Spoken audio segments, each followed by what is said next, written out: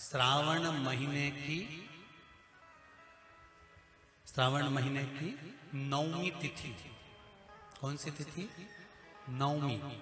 चाहे शुक्ल पक्ष की हो चाहे कृष्ण पक्ष की। 7 दुर्वा। कितनी दुर्वा? 7 दुर्वा अशोक सुंदरी वाली जगह पर चढ़ाकर, शंकर भगवान के ऊपर चढ़ाकर, गणेश जी के चरणारविंद को लगाकर उसको लेकर आना है। हाटकेश्वर महादेव का स्मरण कर। कौन से महादेव? हाटकेश्वर महादेव। उसको लेकर आइए। उदर में, पेट में रोग हो, बीमारी हो, बहुत ज्यादा तकलीफ हो रही हो, शरीर के अंतर्गत एसिडिटी रहती हो या पेट के अंतर्गत कोई ना कोई बीमारी बनी ही रहती हो, उसको भादों के महीने में, कौन से महीने में? भादों के महीने में किसी भी दिन सुबह के समय जब आप वो दुर्वा लेकर आए, 5 दिन, 6 दिन, 7 दिन में एक एक कर कर खाली पेट उसको चबा चबा कर खा लो और पानी पी लीजिए। करना पड़ेगा श्रावण महीने में, खाना पड़ेगी भादों में। चतुर्मास में चारों महीनों का बड़ा बड़ा महत्व है। कभी आपको एक स्मरण रहा हो कि जिस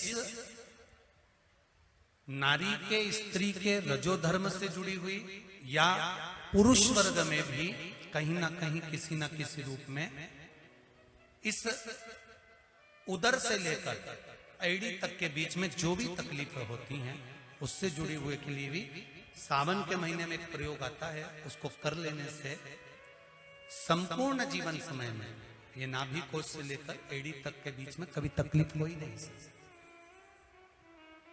और वो जल शंकर भगवान को शूलपाणेश्वर महादेव के नाम से चढ़ाया गया। कौन से महादेव के नाम से? शूलपाणेश्वर महादेव। शूलपाणेश्वर उसका भी स्थान है कि वो जल कहां चढ़ता है। तो पहले तो नवमी तिथि का दुर्वा प्रयोग भगवान शंकर को समर्पित करते हुए, अशोक सुंदरी वाली जगह पर समर्पित करते हुए श्री गणेश जी महाराज को कहकर, आपको याद होगा जिस समय पर श्री गणेश जी महाराज कुबेर जी महाराज के घर में भोजन करने गए थे, सारा अन्न भगवान गणेश जी पा गए थे, तब शंकर भगवान ने दुर्वा भेजी थी। ये दुर्वा जब गणेश जी को भेजी गई थी तो वो औषधि के लिए भेजी गई थी कि गणेश जी ने ज्यादा पा लिया है तो शरीर में रोग ना हो जाए, पेट में कोई रोग ना हो जाए। तब शिव जी ने भेजी थी अशोक सुंदरी के माध्यम से।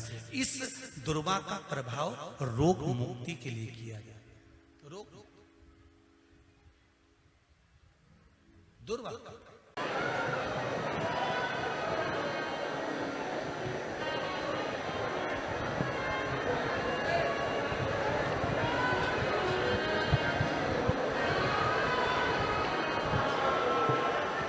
मंत्र जाप की महत्वता,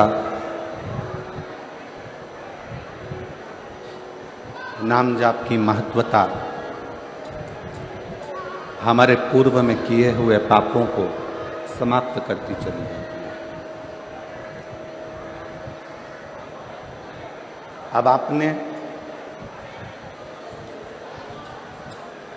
जन्म तो मानव का लिया, मनुष्य की देह भी मिल गई, मानव का शरीर भी मिल गया, पर इस शरीर को पाकर, इस शरीर को प्राप्त कर आप भजन की मात्रा कितनी बढ़ा रहे हैं?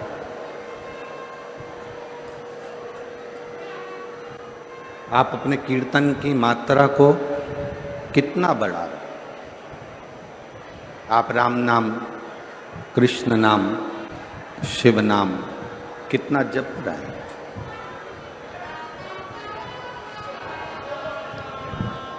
दुनिया में किसी की सामर्थ्यता नहीं है कि आपके दुख को कोई काट दे। और ये बात पहले की कथाओं में भी वर्णन कर चुके हैं।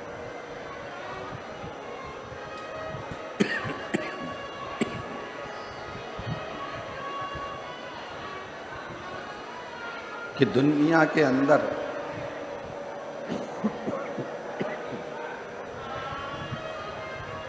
दुनिया में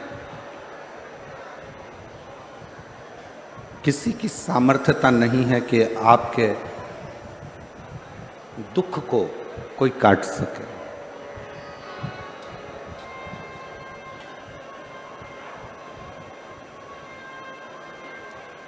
अपने दुख को, अपनी तकलीफ को, अपने कष्ट को कोई दूसरा कभी नहीं काट सके।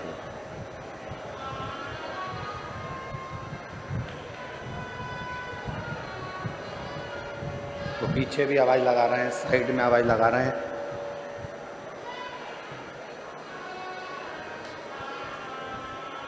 अपने दुख को, अपनी तकलीफ को, अपने कष्ट को किसी दूसरे की सामर्थ्यता नहीं है कि वो काट सके।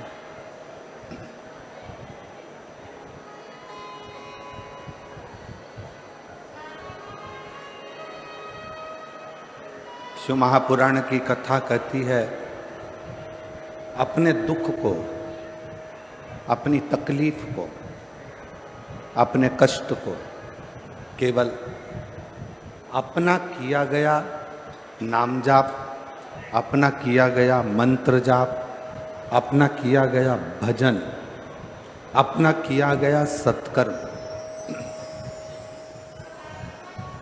अपना किया गया कीर्तन, अपने स्वयं के दुख को काट सकता।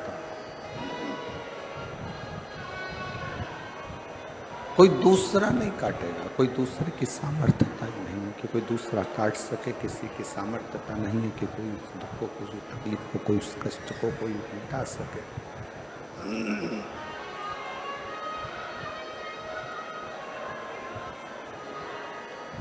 जब हम शंकर जी के मंदिर में एक लोटा जल लेकर बिना संकोच के, बिना दिखावे के, बिना आडंबर के, विश्वास के साथ, भरोसे के साथ, दृढ़ता के साथ, भरोसे के साथ, विश्वास के साथ जब हम शिवालय में शिव जी के मंदिर तक पहुंचते हैं,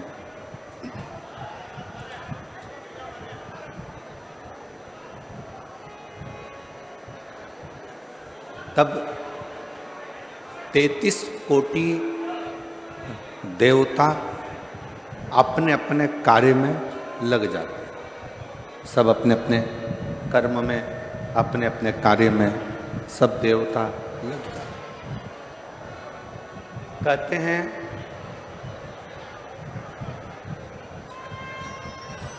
दो देवियों को भगवान विष्णु ने शंकर जी की सेवा के लिए सम्मुख में रखा है।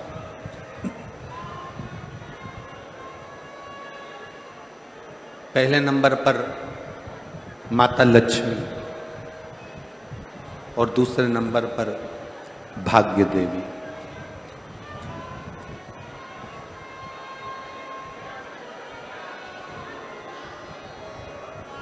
लक्ष्मी जी की माँ ख्याति देवी,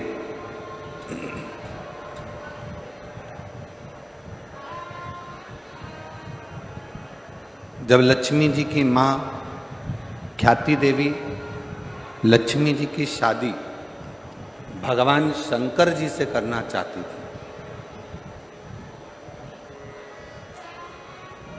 और लक्ष्मी जी का जो प्रेम था, लक्ष्मी जी का जो समर्पण था, वो भगवान विष्णु की ओर था। भगवान नारायण की ओर थे।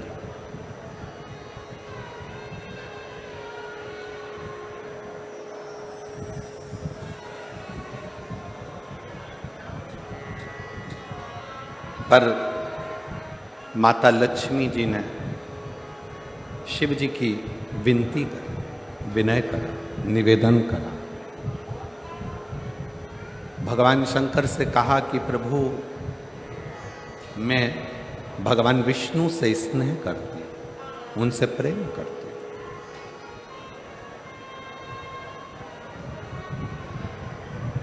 उनके प्रति मेरा समर्पण है।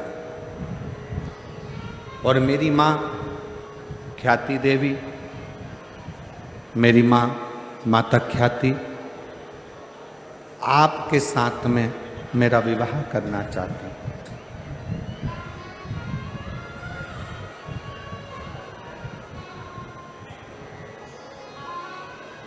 और मेरा पूर्ण समर्पण भगवान नारायण के प्रति है। भगवान विष्णु के प्रति।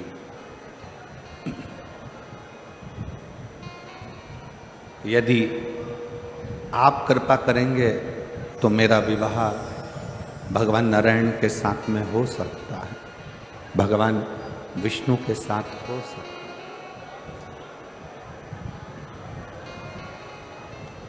यदि आप करुणा करेंगे तो मैं भगवान विष्णु के साथ ब्याह जाऊंगी, मैं भगवान विष्णु के साथ विवाह हो।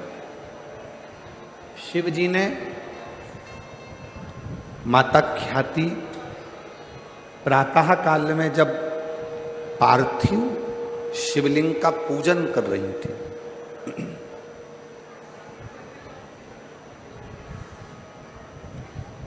पार्थिव लिंग का निर्माण कर कर उसका पूजन कर रही। बैसाख के महीने में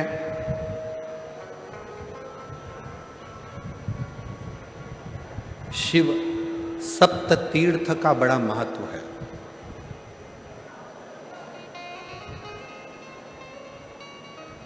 जिस नारी को 30 साल हो गए हों, बच्चे नहीं हों, 35 साल हो गए हों, संतान नहीं हो, 25 साल हो गए, 20 साल हो गए, संतान का सुख ना हो, और डॉक्टर ने कह दिया कि कोई बहुत बड़ी बीमारी किसी व्यक्ति को है, रोग बड़ा है, बीमारी बड़ी है, और उस बीमारी का कोई हल, उस रोग का कोई हल नहीं दिख रहा, कोई हल नजर ना आ।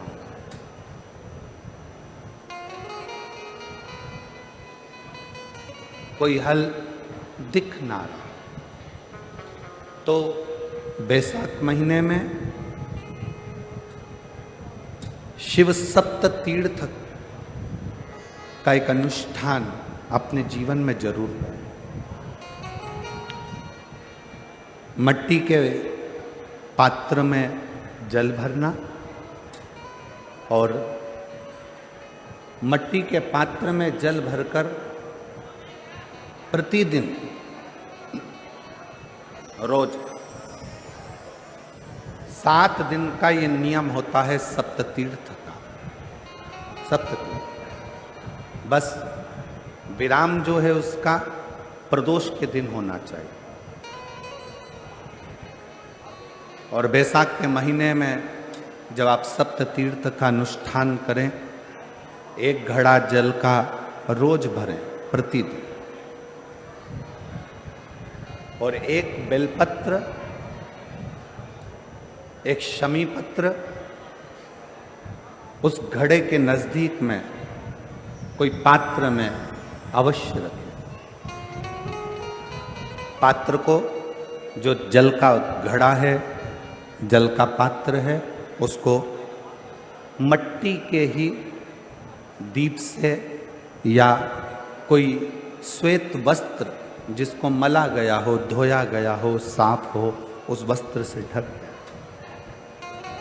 एक दिन एक शिवालय में जाएं, शमी पत्र अशोक सुंदरी वाली जगह पर समर्पित करें। अशोक सुंदरी की जगह जानते हो ना आप लोग? अशोक सुंदरी की जगह पर शमी पत्र समर्पित करें। बेलपत्र जहां आप खड़े हैं उधर से डंडी का भाग आपकी ओर हो और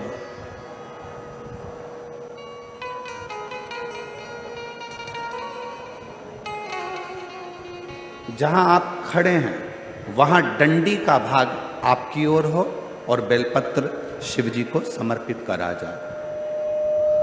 फिर जो मिट्टी के पात्र में जल है वो भगवान शंकर को अपनी कामना कर कर शिव जी को समर्पित कर दो। संतान के लिए कर रहे हो तो वहीं से जल को एक कटोरी में, एक पात्र में झेल लीजिए। उस जल का आधा भाग नंदी के पास बैठकर आप ग्रहण कर लो, आधा भाग अपने पति को देना प्रारंभ कर दो। कोई रोग के लिए कर रहे हो, किसी बीमारी के लिए कर रहे हो तो वो जल आप अपने घर की देहली में प्रवेश करने के पहले अपने मुख में उसको ग्रहण कर लो। एक दिन में एक शिवालय, दूसरे दिन दूसरा शिवालय, तीसरे दिन तीसरा शिवालय। अगर अपने नगर में, अपने गांव में, अपने क्षेत्र में 7 शंकर के मंदिर नहीं हो, यदि अपने गांव में, अपने नगर में, अपने क्षेत्र में 7 शंकर के शिवालय नहीं हो तो मिट्टी का शिवलिंग बनाकर उस पे चढ़ाओ। पर रोज एक शिवालय अलग होना चाहिए। प्रदोष के दिन जब आप इस सप्त तीर्थ का विराम करेंगे उस समय पर जल, जब प्रदोष काल आए, प्रदोष काल का जब समय हो जल चढ़ाओ सुबेरे। पर प्रदोष काल का जब समय हो उस जल का पान उस प्रदोष काल में कर लेना।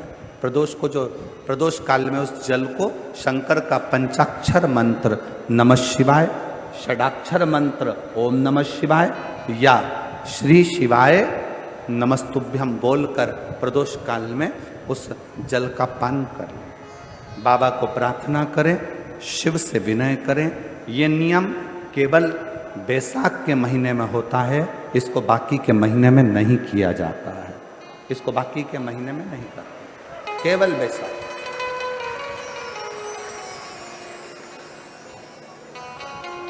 शिव सप्त तीर्थ का जो नियम है वो अपने जीवन में धारण करें।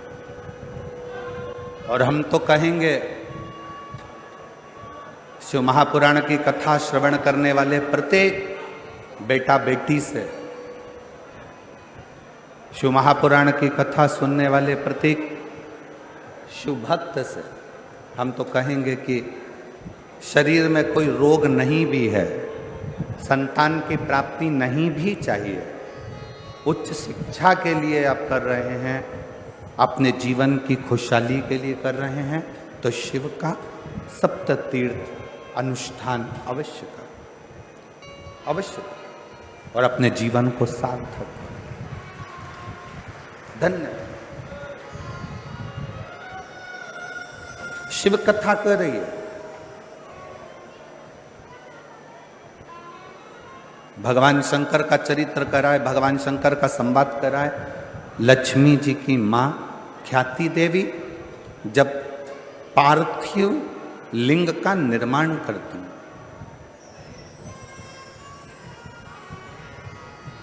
मां ख्याति देवी जब पार्थिव लिंग का निर्माण कर कर पूजन करती है, तब भगवान शिव माता लक्ष्मी की मां ख्याति देवी के सामने प्रकट हो जाते हैं, सम्मुख में प्रकट, सामने प्रकट।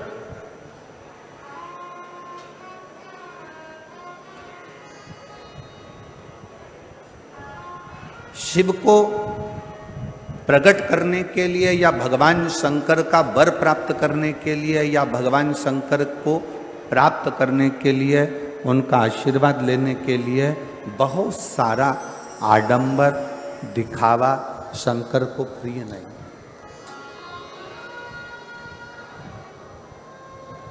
शंकर की प्रियता आपके मन की निर्मलता, आपके मन का शुद्ध भाव। और मैंने तेरे ही भरोसे बाबा, तेरे ही भरोसे हवा बिच उड़ती जागी। बाबा डोर हटो छड़ी ना मैं कटी जावागी।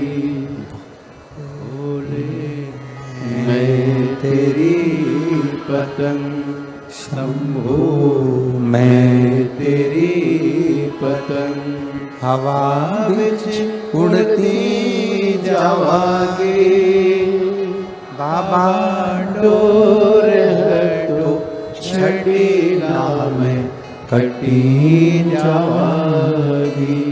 भोले मैं तेरी पतंग शंभो, मैं तेरी पतंग। शिव को प्राप्त करने के लिए किसी दिखावे की जरूरत नहीं, किसी आडंबर की जरूरत नहीं, कहीं जाने की जरूरत नहीं है। शंकर को प्राप्त करने के लिए आपका निर्मल मन, निर्मल हृदय, निर्मल चित्त चाहिए।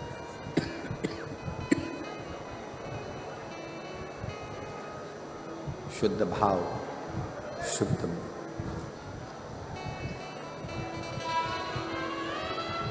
आजकल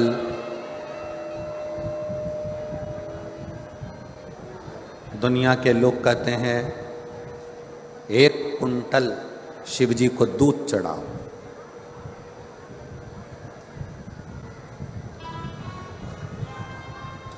एक कुंटल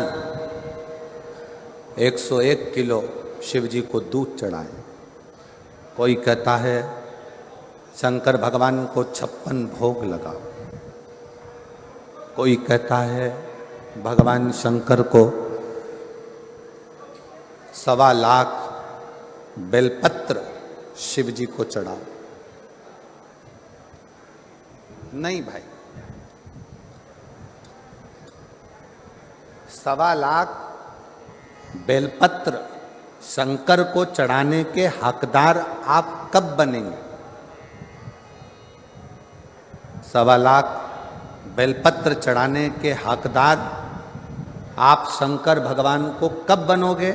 जब आपने अपनी जिंदगी में 1.25 लाख बेलपत्र के पेड़ लगाए होंगे।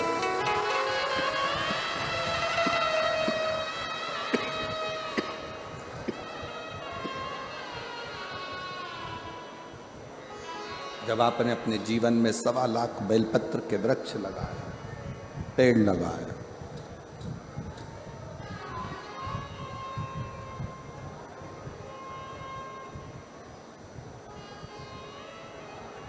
बहुत ध्यान से सुनना।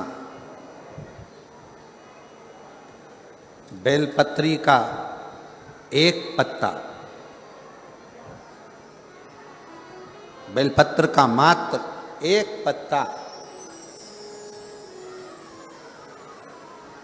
अगर भगवान शंकर का पंचाक्षर मंत्र नमः शिवाय, षडाक्षर मंत्र ओम नमः शिवाय, श्री शिवाय नमस्तुभ्यम कहकर मात्र एक पत्ता आप अगर शंकर के शिवलिंग को चढ़ाते हो तो वो 1.25 करोड़ पत्र के बराबर अपने आप हो जाता है। अपने ये चोंगे जैसी आवाज आ रही है, गला पकड़ रहा है बहुत ज्यादा साउंड।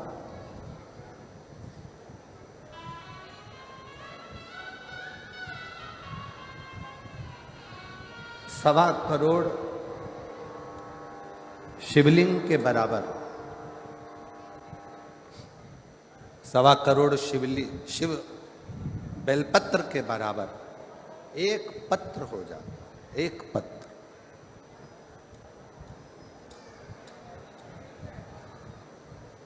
अब कोई तुमसे कह दे हमने संकल्प लिया है 1.25 लाख शंकर भगवान को शिवलिंग पर बेलपत्र चढ़ाऊंगा, ना, इतने बेलपत्र का संकल्प तब लेना जब तुमने इतने बेलपत्र के वृक्ष लगाए।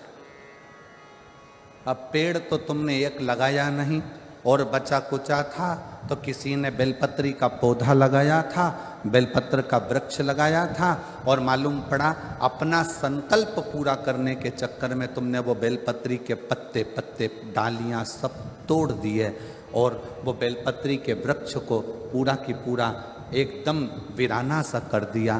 तो ईमानदारी से बोलो, शंकर जी प्रसन्न होंगे क्या? वृक्ष एक नहीं लगाया,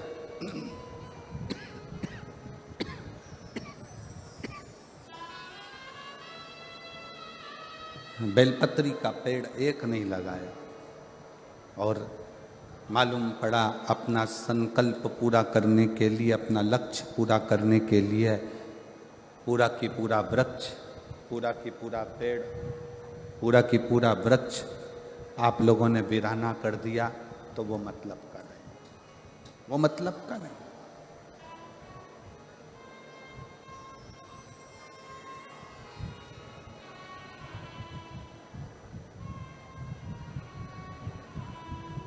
एक बेलपत्र के पत्र में 33 कोटि देवताओं का वास होता है। एक बेलपत्र के पत्र में, इनको भेजो यहाँ आवाज सुने आके, यहाँ की आवाज कहाँ है? साउंड वाले को बुलाओ यहाँ पर।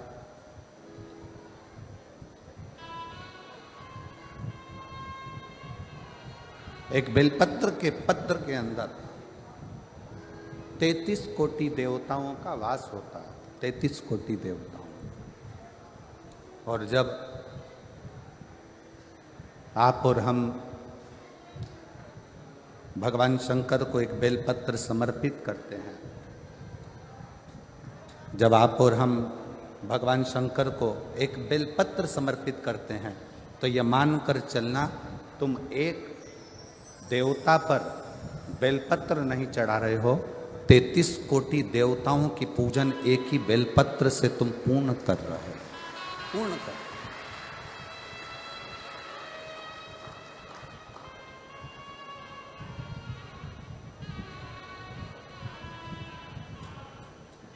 सारे देवताओं की पूजन, सारे देवताओं की आराधना, सारे देवताओं की अर्चना तुम एक बेलपत्र से पूर्ण कर ले रहे हो, एक बेलपत्र। माता ख्याति का यह चरित्र थोड़ा सावधानी से श्रवण करिएगा। माता ख्याति जब उनके पास में कुछ भी नहीं, शिव की आराधना, शंकर का भजन, शंकर का स्मरण, शंकर का कीर्तन, शंकर का मंत्र जाप, शंकर का नाम जाप, ख्याति देवी ने पार्थिव शिवलिंग का निर्माण किया, अर्चना करी।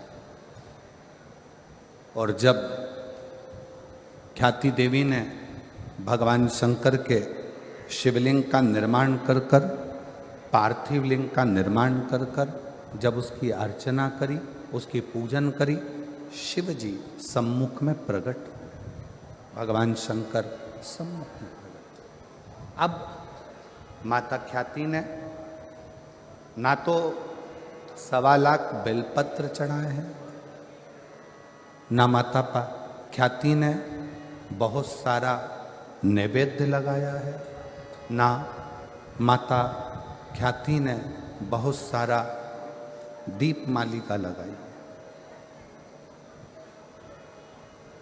माता ख्याति ने अपने मन को, अपने हृदय को, अपनी चित्तवृत्ति को, अपने विश्वास को शंकर को समर्पित किया, शिव को दिया, शंकर। और मैंने तेरे ही भरोसे बाबा, तेरे ही भरोसे हवा उड़ती जावागे बाबा तोर हटो छटीला में कटी जावागे भोले मैं तेरी पतंग शंभो मैं तेरी पतंग। शिव जी प्रकट हुए, कहा ख्याति क्या चाहती हो, तुम क्या चाहती हो? ख्याति देवी ने कहा बस प्रभु, मेरी बेटी लक्ष्मी का विवाह आपके साथ करना चाहती हूं। शंकर भगवान मुस्कुराए, मेरा शिव ओघड़दानी मुस्कुराए और शंकर भगवान ने कहा ख्याति, आज तुम मुझसे कुछ मांगो, उससे पहले आपसे मैं कुछ मांगना चाहता हूं।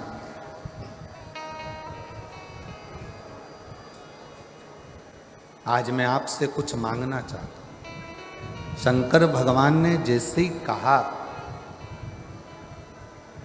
कि मैं ख्याति आपसे कुछ मांगना चाहता हूं, ख्याति प्रसन्न हो गई। जिस ओघड़दानी ने, जिस शंकर भगवान ने अपने ससुर हिमालय राज से कुछ नहीं मांगा, जिन शंकर भगवान ने अपने ससुर दक्ष प्रजापति से कुछ नहीं मांगा, जिन शंकर भगवान ने अपने नारायण से कुछ नहीं मांगा, जिन शंकर भगवान ने अपने देवताओं से कुछ नहीं मांगा, वो शंकर भगवान आज ख्याति से कुछ मांग रहे हैं। तो ख्याति देवी बड़ी प्रसन्न हो, बहुत प्रसन्न,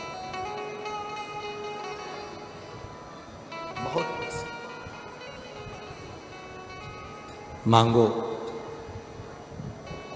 ओघड़दानी आज क्या मांगना चाहते हैं? कहा ख्याति बस इतना सा चाहिए, लक्ष्मी की शादी मेरे साथ नहीं, लक्ष्मी की शादी तो भगवान नारायण के साथ कर दीजिए, भगवान विष्णु के साथ।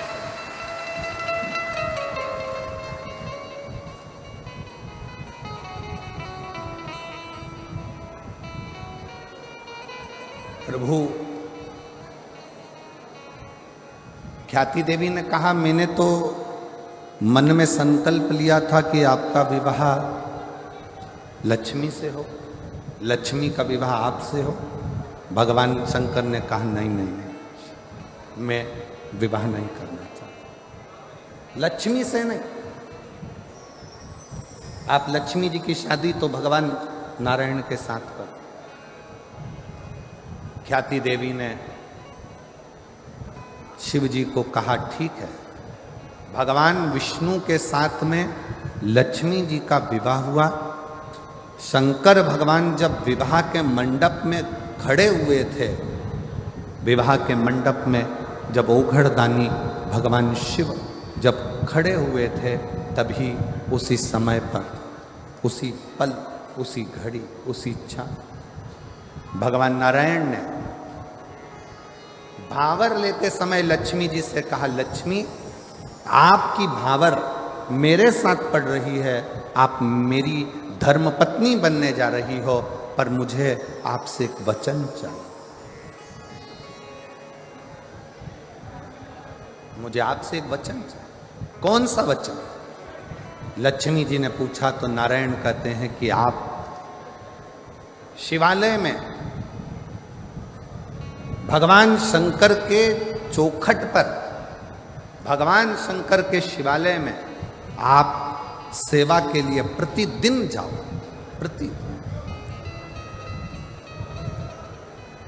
प्रतिदिन सेवा में आपको जाना,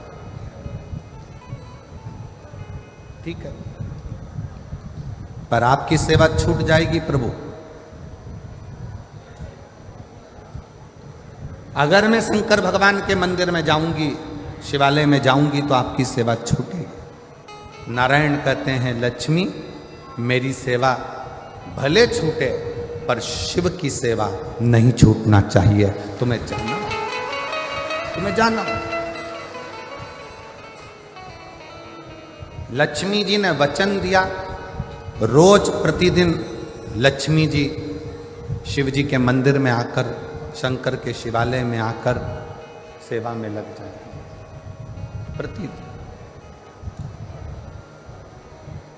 प्रतिदिन ये देखते देखते देखते देखते समय बीता। एक दिन भगवान शिव जी का ध्यान माता लक्ष्मी पर, माँ लक्ष्मी।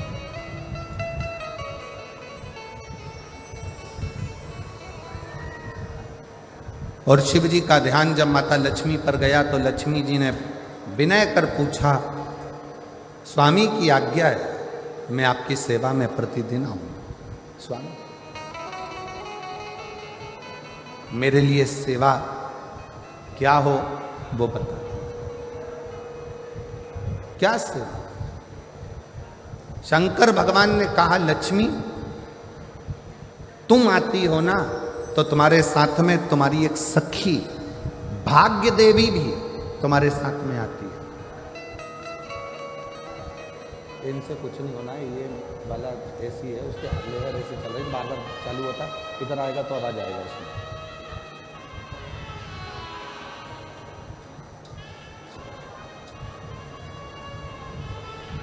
लक्ष्मी तुम आती हो ना तो तुम्हारे साथ में भाग्य देवी भी आती है। तुम्हारे साथ में वो भाग्य देवी स्वयं आती है। तो लक्ष्मी तुमसे और भाग्य देवी से मैं केवल इतना कहना चाहता हूं कि लक्ष्मी कोई जल का पात्र लेकर जब मेरे मंदिर में आएगा, कोई जल का पात्र लेकर जब मेरे शिवालय में आएगा, जल चढ़ाएगा, उसका पात्र खाली हो जाएगा। दुनिया की दृष्टि में लगेगा कि ये जल का लोटा, ये जल का पात्र खाली हो गया, पर लक्ष्मी मेरा निवेदन है वो जल का पात्र भले खाली हो, पर जो चढ़ाकर जल जाएगा उसके पात्र में तुम्हें बैठकर उसके दरवाजे तक जाना।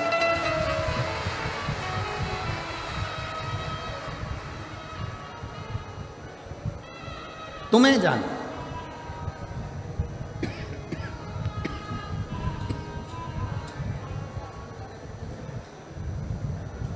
और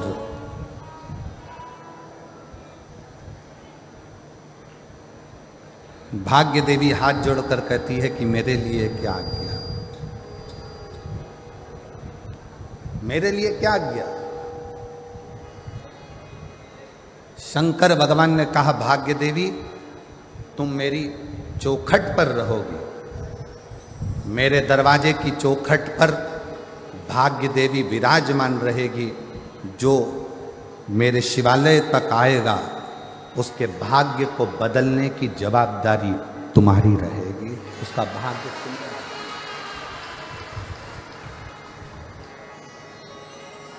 संकल्प लो, मना नहीं, पर ऐसा संकल्प मत लेना जिस संकल्प से देवता को भी दुख हो।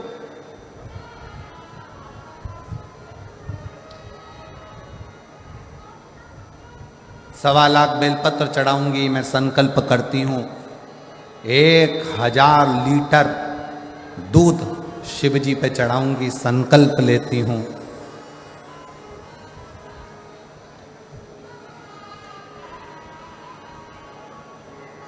सवा लाख समीपत्र शंकर को चढ़ाऊंगी, संकल्प लेती हूं। ऐसा संकल्प ना लीजिए। कभी कभी संकल्प के चक्कर में देवता भी फंस जाते हैं, और संकल्प के चक्कर में फंसते हैं तो शंकर जी को आकर फिर उन देवताओं में संधि कराना पड़ता है। एक प्रसंग शिव महापुराण का है। पार्वती जी ने एक व्रत किया, और वो व्रत था अपने बच्चों के स्वास्थ्य के लिए।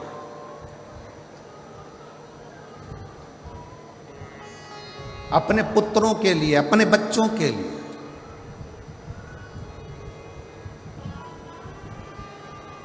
गणेश जी, षडानंद कार्तिकेय जी, जया, विषहरा, श्यामली बारी, दौतली, देव, अशोक सुंदरी, शंकर जी की जो 6 बेटियां हैं, शंकर जी के जो पुत्र हैं, उनके लिए मां पार्वती व्रत कर रही।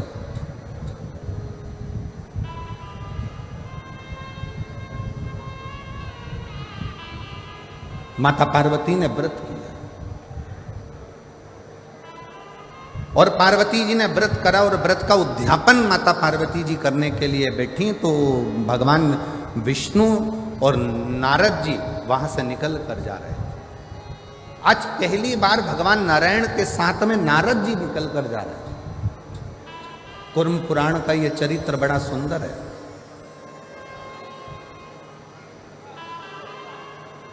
भगवान विष्णु और देवऋषि नारद वहां से निकलते निकलते जा, देवऋषि नारद अपनी गर्जना के संग नारायण श्रीमन नारायण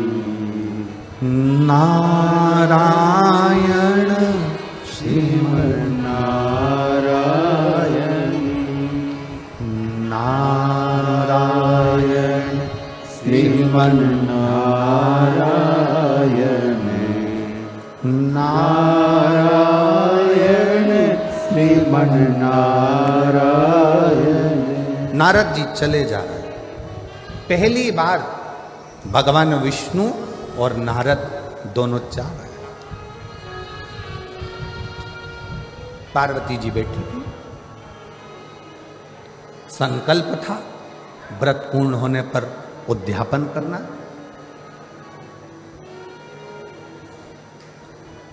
आप उद्यापन कराने के लिए किससे विनय करे पार्वती? उद्यापन के लिए निवेदन किससे करे पार्वती? पार्वती जी ने भगवान विष्णु को आते हुए देखा, देवऋषि नारद को आते हुए देखा तो पार्वती जी ने हाथ जोड़कर भगवान नारायण और नारद जी का आदर कर कर कहा, मुझे उद्यापन करना है। मेरा एक संकल्प था, मैंने अर्चना करी, मैंने व्रत करा, मैंने पूजन करी, मैंने आराधना करी और मेरा वो नियम पूर्ण हुआ है और मुझे उद्यापन करना है। उद्यापन के लिए मैं किसको बुलाऊं? कौन मेरे इस उद्यापन को कराएगा? कौन मेरे उद्यापन को पूर्ण करेगा? कौन कराएगा?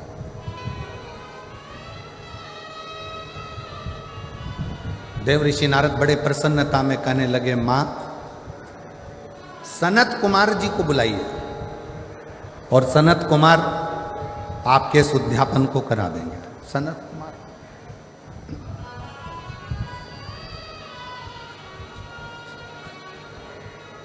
पार्वती जी ने नंदी जी को भेजा, सनत कुमार जी को आमंत्रित किया। सनत कुमार उद्यापन कराना है, वो भी देवाधिदेव महादेव के यहां, पार्वती जी के यहां। जगतजननी जगदम्बा माता पार्वती और शंकर भगवान मेरे यजमान बनेंगे। बड़ी प्रसन्नता हुई। सनत कुमारों ने विचार करा, चलो उद्यापन की तैयारी करो। पहुंच गए सनत कुमार। पार्वती जी ने हाथ जोड़कर विनय कर कर कहा सनत कुमारों से कि हमारा व्रत पूर्ण हुआ है, संकल्प पूर्ण हुआ है और आप अब यहाँ हमारा उद्यापन करा दो। सनत कुमार ने कहा, उद्यापन तो मैं करा दूंगा पर दक्षिणा क्या दो?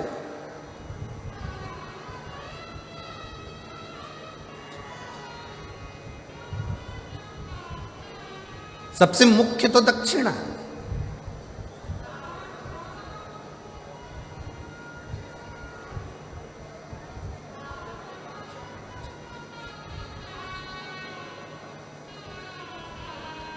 आप दक्षिणा क्या दोगी मुझको?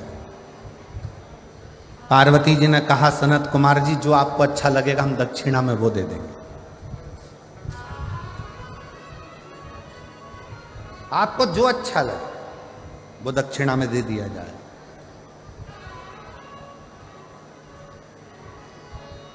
सनत कुमार ने कहा, मां पहले संकल्प करना पड़ेगा कि जो दक्षिणा में मांगूंगा वो तुम्हें देना पड़ेगा।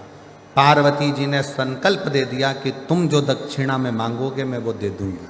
अब अनुष्ठान पूरा हुआ, उद्यापन पूरा हुआ। उद्यापन पूरा होने के समय पर पार्वती जी ने जो संकल्प दिया था, इसलिए बहुत सोच समझ कर विचार करना। शिव जी के मंदिर में जाओ, ऐसा कोई संकल्प मत करो कि मैं 1.25 लाख बेलपत्र चढ़ाऊंगी, मैं 1000 लीटर दूध चढ़ाऊंगी। शिव महापुराण में ये कुछ नहीं लिखा कि 1.25 लाख बेलपत्र दिया जाए कि 1000 लीटर दूध शिव जी को दिया जाए।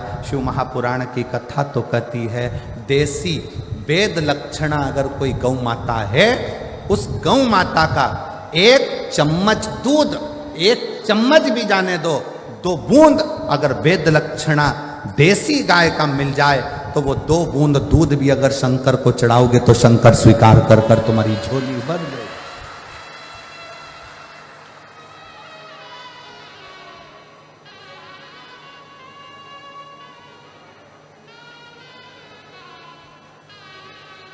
रतनगढ़ में इतनी गौशाला देखकर, रतनगढ़ में गौ माता की इतनी अच्छी सेवा देखकर आज हृदय बड़ा प्रफुल्लित है, जो रतनगढ़ के अंदर इतनी गौ माता की सेवा है। पूरे रतनगढ़ के रहवासियों को, रतनगढ़ की गौशालाओं का संचालन करने वाले एक एक ग्वाले को, रतनगढ़ की गौशालाओं को संचालित करने वालों को और रतनगढ़ की गौशालाओं का सेवा संभाल करने वालों के चरणों को मैं दंडवत करता हूं, प्रणाम करता हूं। बहुत सुंदर।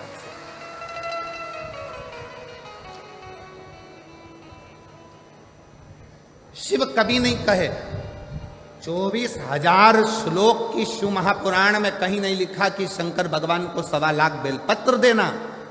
इसमें कहीं नहीं लिखा कि 1000 लीटर दूध देना। यहां तो लिखा एक श्रद्धा का 1 बूंद दूध भी विश्वास की बेलपत्र के साथ शिव को समर्पित करोगे तो शंकर उस तुम्हारा कल्याण कर देंगे। उसको स्वीकार कर, स्वीकार।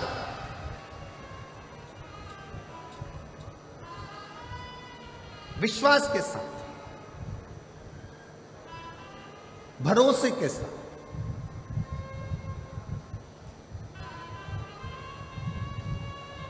आपका भरोसा श्रेष्ठ होगा तो शिव मिलेगा। संकल्प ऐसा ना करा जाए जिस संकल्प में भगवान तुमसे दूर हो जाए। पुण्य करने के चक्कर में पाप मत कर बैठो। पुण्य करने जा रहे हो और मालूम पड़ा पाप कर्म कर बैठे तो वो पुण्य की कोई परिभाषा नहीं, कोई परिभाषा। भागवत जी होती है तो उसमें प्रसाद का वितरण होता है। राम कथा होती है तो उसमें प्रसाद का वितरण होता है। गीता जी होती है तो उसमें प्रसाद का वितरण होता है। हनुमान जी का कार्यक्रम होगा, भजन संध्या हुई तो उसमें भी प्रसाद का वितरण होता है। पर शिव महापुराण में कथा होने के बाद प्रसाद का वितरण भी नहीं होता। प्रसाद का वितरण भी नहीं होता। क्यों? पुण्य करते करते कहीं हम पाप कर्म ना कर बैठे। प्रसाद कहां बंटता है? धर्म की जगह पर। किटी पार्टी में कभी प्रसाद नहीं बंटता, शादी में कभी प्रसाद नहीं बंटता, 25वीं शादी की सालगिरह में प्रसाद नहीं बंटता, गोल्डन जुबली सिल्वर जुबली में प्रसाद नहीं बंटता, तुम्हारे बच्चों के जन्मदिन पर प्रसाद नहीं बंटता। प्रसाद हमेशा सत्कर्म की जगह पर, धर्म की जगह पर, मंदिर में, कथा में, सत्संग में, पुण्य की जगह पर प्रसाद वितरण होता है। प्रसाद बांटने वाला जब खड़ा होता है, प्रसाद देने के लिए अपना वाला आता है तो हाथ उसका ऐसा हो जाता है, और पराया आता है तो हाथ ऐसा हो जाता है। पुण्य की जगह पर खड़े होकर भी वो प्रसाद बांटने खड़ा है प्रसाद देने वाले का प्रसाद है, मंदिर का प्रसाद है, पर अपना बेटा आया तो हाथ ऐसा हो गया, अपनी पत्नी आई तो हाथ ऐसा हो गया, अपना वाला आया तो हाथ ऐसा हो गया, और दूसरा आया तो थोड़ा सा चल चल, और अपनी पत्नी आई तो तुरंत उसको ज्यादा से ज्यादा दे दिया, बच्चे को ज्यादा से ज्यादा दे दिया। धर्म की जगह पर खड़े होकर भी अगर तुम अपना और पराये का भेद करोगे तो नरक चले जाओगे। इसलिए शिव महापुराण में प्रसाद वितरण नहीं होता, क्योंकि शंकर यहां 24 घंटे रहता है।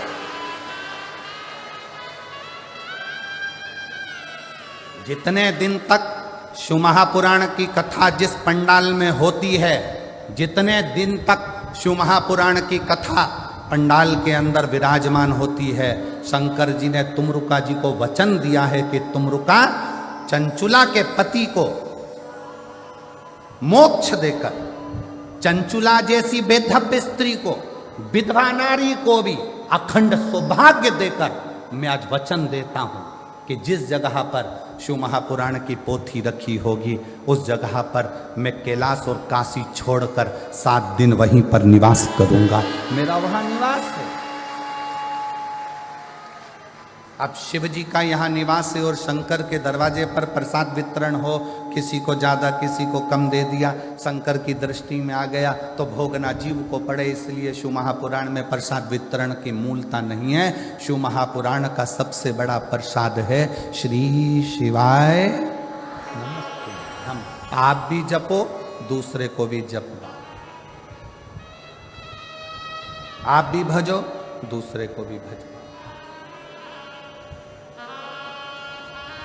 संकल्प ऐसा ना लो जिस संकल्प में दुख खड़ा हो जाए। 2 बूंद देसी गाय का अगर वेद लक्षणा गाय का दूध है वो शिव को स्वीकार, केमिकल का दूध शंकर को स्वीकार नहीं, शंकर को स्वीकार।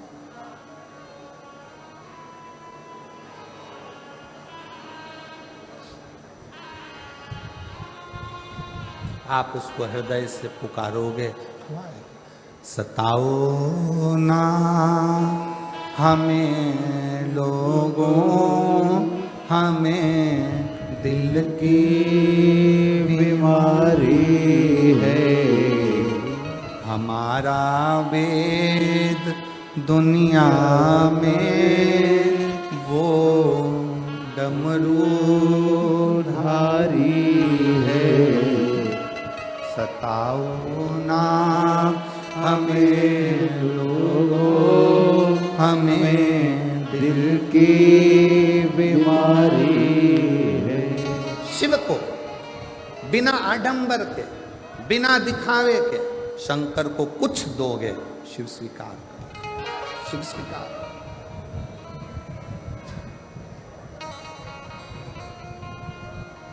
शिव ने उसको स्वीकार। एक पत्र है, अच्छा है,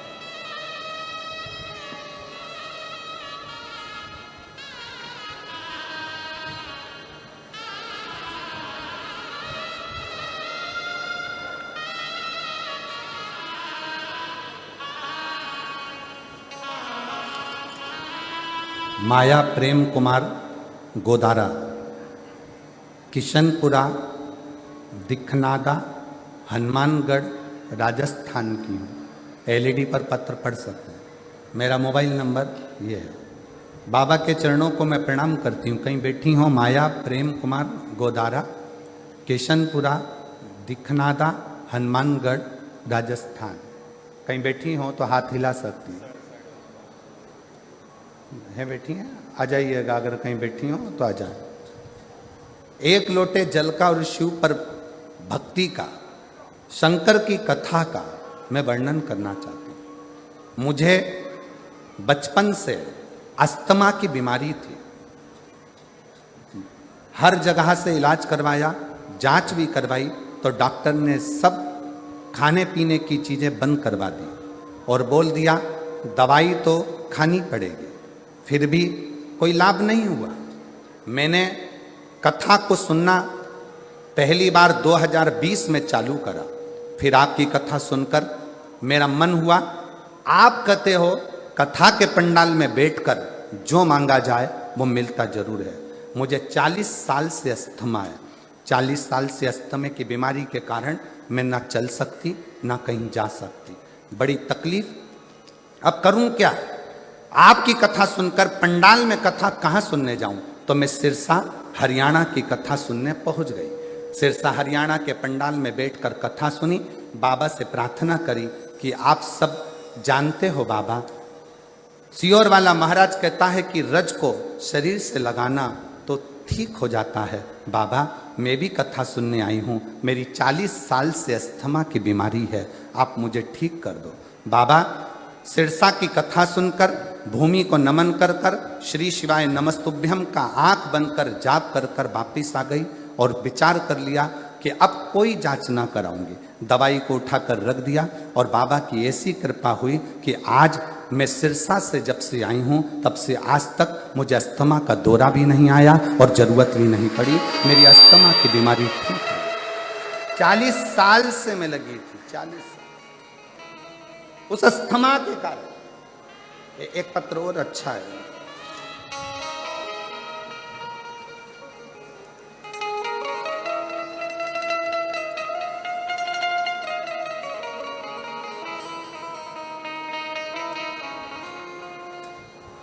मेरा नाम राजेश कुमार शर्मा, गांव का नाम ठुकरिया सर, तहसील श्री डूंगरगढ़, जिला बीकानेर की निवासी हूँ। कहीं बैठी हो तो हाथ हिला सकती हैं। मेरा नाम राजेश कुमार शर्मा, गांव का नाम ठुकरिया सर, तहसील डूंगरगढ़, जिला बीकानेर की निवासी हूँ। मेरा मोबाइल नंबर ये है। कहीं बैठी हो या कहीं बैठे हो तो हाथ हिला सकते हैं। राजेश कुमार शर्मा, अगर कहीं बैठे हों तो हाथ हिला सकते हैं और आ सकते हैं एक बेलपत्र लेने के लिए। सबसे पहले मैं लाहौटी जी को धन्यवाद देती हूँ जिन्होंने इस कथा का आयोजन हमारे रतनगढ़ में कराकर हमको कृतार्थ किया। आयोजक समिति को भी धन्यवाद देती हूँ जो इस कथा को करवाए। गुरुजी, एक लोटे जल का मैं क्या वर्णन करूँ। मेरे गले में एक गठान हो गई थी। सभी डॉक्टर बोला कि ऑपरेशन कराना पड़ेगा। गठान कैसी है उसकी जांच करने के लिए जाएगी। अब हम परेशान हो गए कि गठान का ऑपरेशन कैसे कराएं। डॉक्टर के हिसाब से वो गठान निकलेगी, ऑपरेशन के बाद जांच के लिए जाएगी। कोई आसार ठीक नहीं दिख रहे थे। हमने डॉक्टर से कहा कोई दवाई दे दो जिससे गांठ गल जाए। डॉक्टर ने थोड़े दिन की दवाई दी पर गठान नहीं करी। फिर वापिस दिखाने के लिए गए, तब भी हमारी गांठ बढ़ चुकी थी, कम नहीं हुई। तब मेरी माता जी आपकी शिव भक्त हैं, कथा सुनती हैं। उन्होंने कहा कि बेटा शिव मंदिर में जल चढ़ाना प्रारंभ कर और महाराज कथा कहता है आसन लगाकर सुन और बन सके तो एक बार कथा के पंडाल में पहुंच जा और कथा को पूर्ण श्रवण कर। बाबा का मैं भजन कर। गठान बढ़ती जा रही थी और भोले बाबा पर भरोसा कर कर मैं गुजरात की कथा में पहुंच गया। मैं सूरत गुजरात में गया और वहां जाकर कथा का रसतत्व मैंने श्रवण किया। वहां की माटी को अपने गले में लगाकर बाबा को प्रणाम कर कर आ गया। पुनः दूसरी बार डॉक्टर के पास जाकर जांच कराई तो मेरे गले की गठान पूरी गल चुकी थी। मैं बाबा को यहाँ प्रणाम करने के लिए आया, मैं शिव को नमन करने के लिए आया। कहीं बैठे हो तो एक बेलपत्र लेने के लिए आ सकते हैं। शिव भक्ति का फल क्या? कोई ऐसा संकल्प अपनी जिंदगी में मत लो जिस संकल्प को आप पूरा कर नहीं सकते। कोई ऐसा संकल्प ना ले।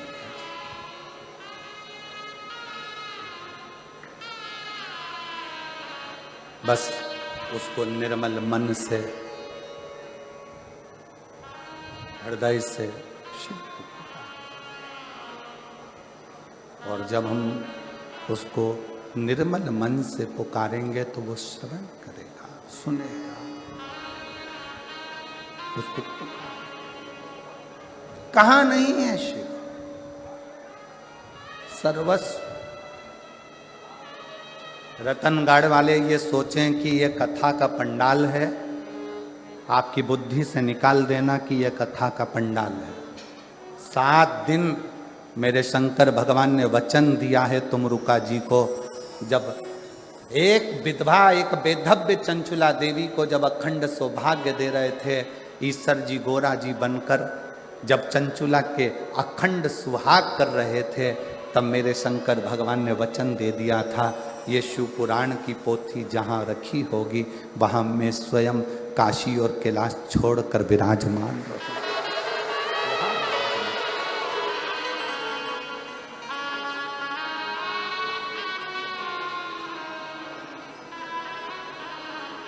वहाँ और शिव जैसे हेलीपैड देखकर हेलीकॉप्टर उतरता है, वैसे ही शिव महापुराण की कथा जहां होती है वहां शंकर उतरता शिव।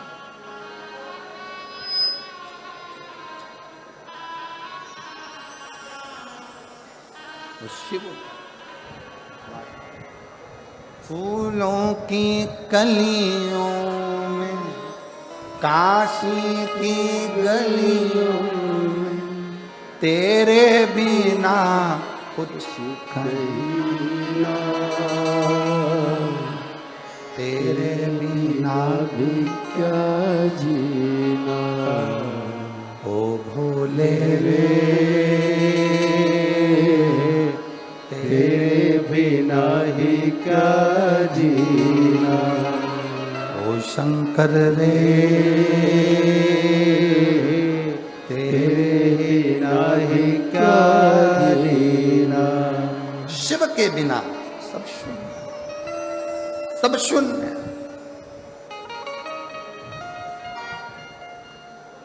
फूलों की कलियों में, काशी की गलियों में, फूलों की कलियों में, काशी की गलियों में, तेरे बिना कुछ कहना, तेरे बिना ही क्या जीना, ओ शंभो रे तेरे बिना ही क्या जीना, ओ शंभु रे तेरे बिना ही क्या जीना, तेरे बिना ही क्या जीना। 40 साल से अस्थमा की बीमारी थी, चलना फिरना खाना पीना सब छूट चुका था डॉक्टरों के हिसाब से, और बाबा की कृपा से अब 40 साल बाद ठीक हुई है, चल भी रही है फिर भी रही है, और शिव कृपा।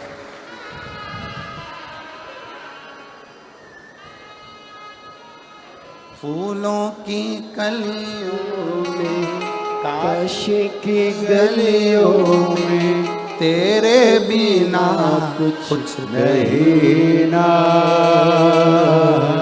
तेरे बिना ही क्या जीना, ओ शंभु रे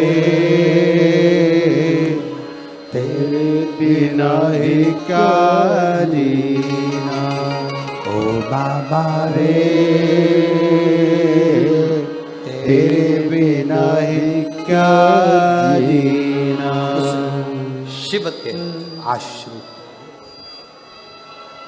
बिना दिखावे के, बिना आडंबर के, बिना कोई दिखावे के शिव को शंकर।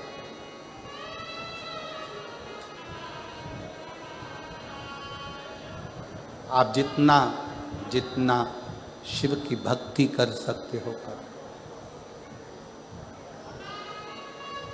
एक बात और कहना चाहेंगे, आप यहाँ जितने लोग कथा श्रवण करने आए हैं उनके भी स्मरण में होगा, अगर आप लोग कहीं दूसरी जगह कथा सुनने गए होंगे और वहाँ के पंडाल में जितने कार्यकर्ता सेवा में लगे रहते हैं वो भी कथा को सुनते हैं। क्यों? क्योंकि रतनगढ़ में बार बार शिव पुराण की कथा होने वाली नहीं है, तो कहाँ जाकर सुनेंगे? कहाँ? हमारा तो कार्यकर्ताओं से भी निवेदन है, खूब सेवा करो, मना नहीं, पर जिस समय कथा चले बाबा से अर्जी करने के लिए, उससे प्रार्थना करने के लिए तुम कहाँ जाओगे? कहाँ तुम विनय करने के लिए पहुंचोगे? कौन से पंडाल में जाकर बैठोगे? अपने गांव में कथा हो रही है, अपने क्षेत्र में कथा हो रही है, 2 क्षण बैठकर उसको अपने दिल का हाल सुना लो, उसको अपने मन की बात कह लो हृदय से। और जब हम बाबा को अपने हृदय का भाव कहें तो वो स्वीकार। कोई संकल्प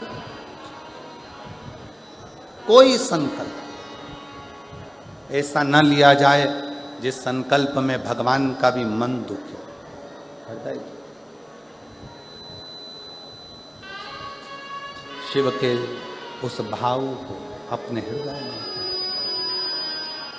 शिव कथा कर रहे, शिव महापुराण की कथा कर रही, भगवान शंकर का संवाद कर रहा है, शिव तत्व।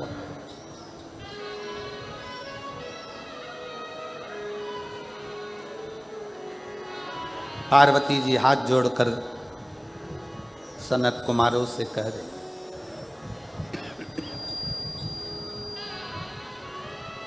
मैं वचन देती हूं कि आपको जो दक्षिणा मांगोगे मैं आपको दूं, जो दक्षिणा मांगोगे।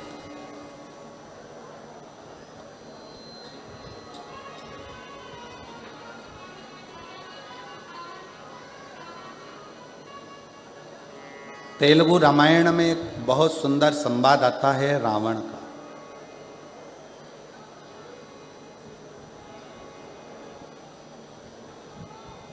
तेलुगु रामायण के अंतर्गत एक संवाद रावण का आता है कि रावण जब दशरथ जी जब वन में विचरण कर रहे थे और एक बाण छोड़ा गया था जो हिरण के लिए छोड़ा गया था, शब्द भेदी, और वो किसको लग गया था? जम के बोलो जरा। श्रवण कुमार। वो बाण लग गया।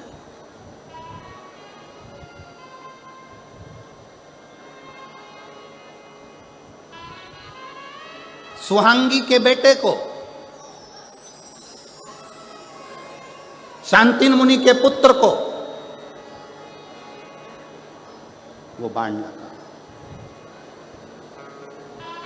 वो बाण लगा।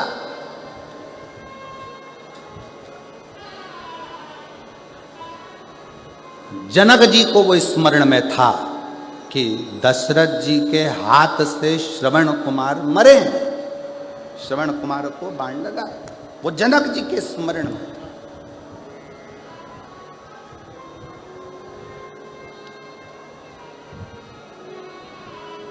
और सुहांगी कौन? तेलुगु रामायण कहती है सुहांगी कौन? कहा दशरथ जी की बहन।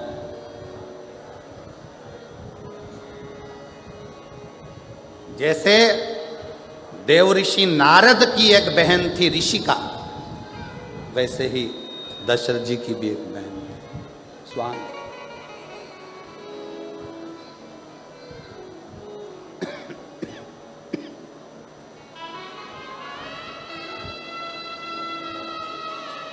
जैसे देव ऋषि नारद जी का एक भांजा था,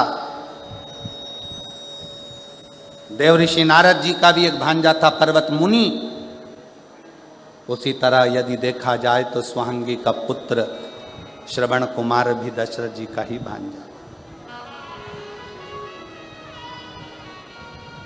जनक जी के स्मरण में यह बात थी कि दशरथ जी के हाथ से श्रवण कुमार के प्राण छूट गए।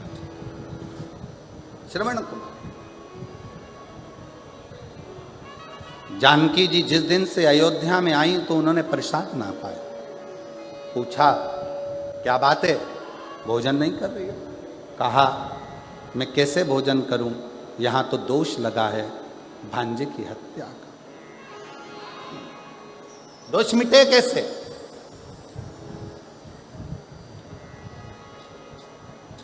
कैसे? विश्वामित्र बाबा ने कहा 10,000 ब्राह्मण को एक जगह पर बिठाकर भोजन कराओ, दोष मिटेगा। जानकी जी ने सुन रखा था अपने पिता जनक जी से कि दोष को मिटाने के लिए कोई ऐसा ब्राह्मण घर में आकर भोजन करे जिसने कभी किसी यजमान के घर में भोजन ना किया। ऐसा ब्राह्मण आज भी हमारे मध्य प्रदेश में नियम है, मारवाड़ का राजस्थान का नहीं मालूम, पर हमारे यहाँ ब्राह्मण देवता अगर भोजन करने के लिए बुलाए जाते हैं तो उनसे कह दिया जाता है, महाराज जी तुम 2-4 घर में जीम के मत आना, हमारे घर में आकर जीमना। तुम 2-4 जगह भोजन कर कर आ जाओगे, फिर हमारे यहाँ कुछ नहीं खाओगे तो हमें पुण्य कैसे मिलेगा। श्राद्ध का समय है, आप यहाँ भी चले गए, वहाँ भी चले गए, वहाँ भी चले गए, और हमारे घर में आप आए तो आपने कुछ मुंह झूठा करा, कुछ भी ना खाया, तो हमको तो कोई पुण्य मिला नहीं। सीता जी ने कहा, कोई ऐसा ब्राह्मण जिसने किसी जजमान के घर में अपना मुख झूठा ना करा, जिसका निमंत्रण कभी किसी ने ना करा, उसको बुलाया जाए। ऐसा ब्राह्मण कहाँ मिलेगा? तब किसी ने कहा, ऐसा ब्राह्मण तो केवल एक ही है, और वो लंका का राजा रावण है। असुर है, राक्षस है, प्रवृत्ति राक्षस की है, पर हे ब्राह्मण। और उसको किसी ने भोजन करने नहीं बुलाया क्योंकि उसकी प्रवृत्ति राक्षस की। ऐसे राक्षस को कौन अपने घर भोजन करने बुलाएगा? पाती लिखी गई, दशरथ जी के घर से रावण के यहाँ गई। मंदोदरी के हाथ में पत्र आया। मंदोदरी ने पत्र पढ़ा तो अपने पति के हाथ जोड़कर निवेदन करा कि आप ब्राह्मण कुल में जन्मे हो, परंतु आपने ब्राह्मण कर्म कभी नहीं किया। रावण कहता है, मैं शंकर जी की पूजन करता हूं, यह ब्राह्मण कर्म नहीं तो और क्या है। मैं कंधे पर जनेऊ धारण करता हूं, ब्राह्मण कर्म नहीं तो और क्या है। मैं मस्तक पर त्रिपुंड धारण करता हूं, यह ब्राह्मण कर्म नहीं तो और क्या है। मंदोदरी कहती है, यह ब्राह्मण कर्म अलग बात है। ब्राह्मण का मूल कर्म है जजमान के यहाँ भोजन करने जाए और दक्षिणा लेकर आए। आप कहाँ भोजन करने गए? रावण कहता है, मेरे जैसे दशानंद को कौन भोजन कराएगा? किसको अपने भंडारे खाली करवाना है जो मुझे बुलाएगा? मंदोदरी ने कहा, अयोध्या के राजा दशरथ जी ने भोजन करने बुलाया है, जाओगे? रावण खुश होकर बोला, मुझे? हाँ। रावण ने अपने मस्तक का मुकुट नीचे रख दिया और मुकुट उतार कर रावण दशरथ जी के यहाँ चला, क्योंकि रावण को मालूम था कि जिसके दरवाजे पर जा रहा हूं उन राम के दरवाजे पर जाने के लिए अहंकार के मुकुट को जमीन पर रखना पड़ेगा। अहंकार का मुकुट जब जमीन पर जाएगा तब मुझे राम मिल पाएंगे। रावण पहुंचे, दशरथ जी ने चरण धुलाए, भीतर प्रवेश कराया। आइए माना, भोजन करने बैठे। रावण से पूछा कि आप ब्राह्मण क्या भोजन करोगे, क्या बनाया जाए? रावण ने कहा, जिसके कारण मैं भोजन करने आया हूं, भोजन वो बनाकर खिलाएगी तो मैं भोजन करूंगा। सीता भोजन नहीं कर रही थी और उसके कारण भोजन करने आए। सीता ने नियम लिया था, जब तक कोई ब्राह्मण भोजन ना करे तब तक मैं भोजन ना करूं। सीता जी को बुलाया गया। रावण ने पूछा, सीता जी ने पूछा, ब्राह्मण देवता बताओ भोजन क्या बनाया जाए? रावण कहते हैं सीता जी से, भोजन तो मैं कर लूंगा पर मेरी एक शर्त है। क्या? जो भोजन करने के बाद दक्षिणा मांगूंगा वो तुम्हें देना पड़ेगा। जानकी जी ने कहा, ठीक है, जो दक्षिणा मांगोगे मैं दूंगी, आप भोजन करें। ब्राह्मण भोजन करे। दक्षिणा देने की बारी आई तो दशरथ जी ने दक्षिणा देना चाहा, मना कर दिया। जानकी जी को बुलाया जाए। सीता जी सामने खड़ी थी रावण के, मांगो दक्षिणा में क्या चाहिए? रावण कहता है, जानकी फिर विचार कर लीजिए, दक्षिणा में जो मांगूंगा वो देना पड़ेगा। देवता ऊपर से घबरा रहे थे, कहीं ये सीता जी की सुंदरता देखकर सीता जी को ना मांग ले। भगवान नारायण स्वयं शिव जी से कहते हैं, तुम्हारा भगत भोजन करने आया है, कुछ आड़ा टेढ़ा नहीं मांग ले। सीता जी ने सामने खड़े होकर, शंकर भगवान ऊपर से मुस्कुरा रहे थे कि मेरा भक्त है, भोजन करने के समय पर ऐसा कुछ नहीं मांगेगा, चिंता मत करो। रावण कहता है, जानकी जी वचन तो दे दो, जो मांगूंगा दे दोगी? हाँ वचन देती हूं, मांगिए, क्या चाहिए? रावण ने कहा, जानकी जी दक्षिणा में मुझे मेरी मुक्ति चाहिए, मुझे दक्षिणा में मेरी मुक्ति दे दीजिए मुझे। सीता जी की आंख से जल झलक गया। जानकी जी ने मन में विचार करा, मुक्ति देने वाली मैं नहीं, मुक्ति देने वाले तो राम हैं, मैं मुक्ति कैसे दे सकती हूँ? सीता जी ने कहा, मैं अच्छे कुल की बहू हूं, पति से बिना पूछे कुछ नहीं दे सकती, पहले पति से पूछूंगी फिर दूंगी। पूछिया। सीता जी दौड़कर राम जी के पास गई। रावण दक्षिणा में मुक्ति मांग रहा है। सीता जी के शब्द सुने तो राम जी ने कहा, दे दो उसको मुक्ति दक्षिणा में। सीता जी कहती है, नाथ आपने तुरंत कह दिया कि दक्षिणा में मुक्ति दे दो। आपको मालूम है रावण को मुक्ति देने के लिए लंका में भक्ति को जाना पड़ेगा, और जब तक लंका में भक्ति नहीं जाएगी तब तक रावण को भी मुक्ति नहीं मिल पाएगी। राम जी कहते हैं, सीता मैं रावण की लंका में भक्ति भेज दूंगा।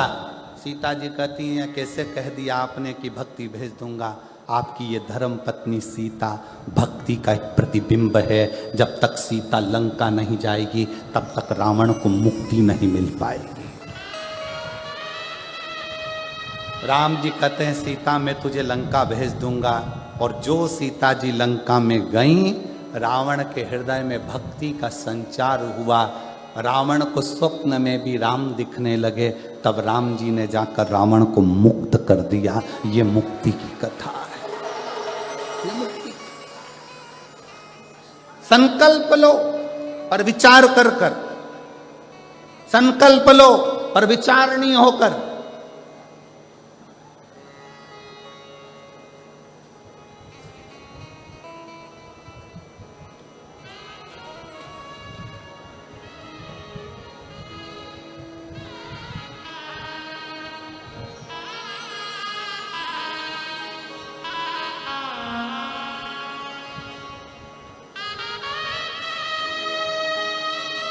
और जब आपका संकल्प विचारणीय हो तो शिव क्यों ना मिले, शंकर क्यों ना मिले?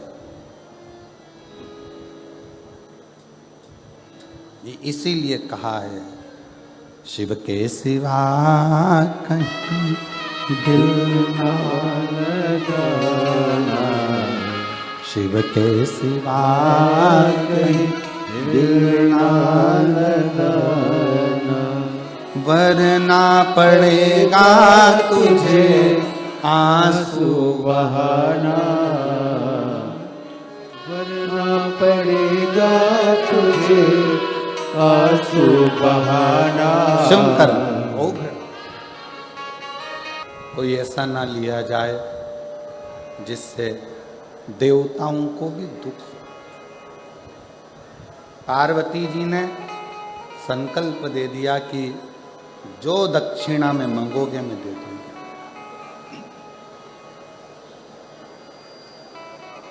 और शिव महापुराण की कथा कहती है, सनत कुमार ने दक्षिणा में क्या मांगा? स्वयं देवाधिदेव महादेव को सनत कुमार ने दक्षिणा में मांग लिया। स्वयं शिव।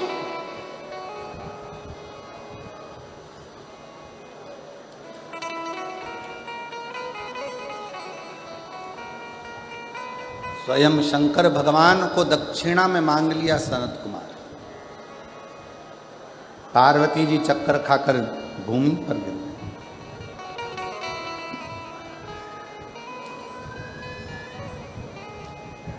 ये मांगा भी तो क्या मांगा? देवताओं ने समझाया,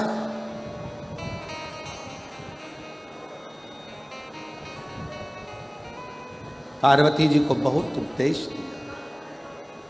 आपने कहा था सनत कुमार को मांगने के लिए कि मांग लो मांग लो, उन्होंने मांग लिया। अब आप शिव को दो। पार्वती जी बोली कि मैं शंकर भगवान को कैसे दे सकती,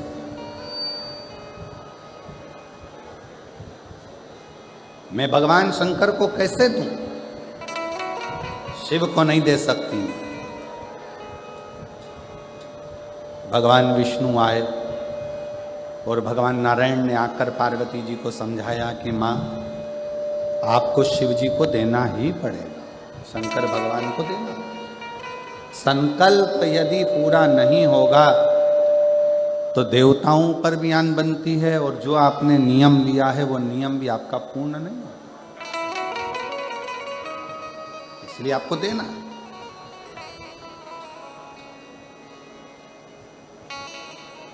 1.25 लाख बेलपत्र का कोई संकल्प ना लीजिए, बहुत ऊंचा ऊंचा संकल्प ऐसा ना लो जिस संकल्प से आपका और हमारा भी हृदय दुखे। संकल्प ऐसा लो कि मैं रोज अपने घर के नजदीक में जो शंकर का मंदिर होगा वहां 1 लोटा जल चढ़ाने रोज जाऊंगी, ये मेरे भीतर का संकल्प।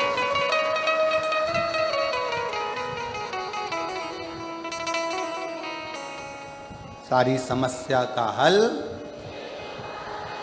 1 लोटा, ये संकल्प। बहुत एक भाई आए हैं यहाँ,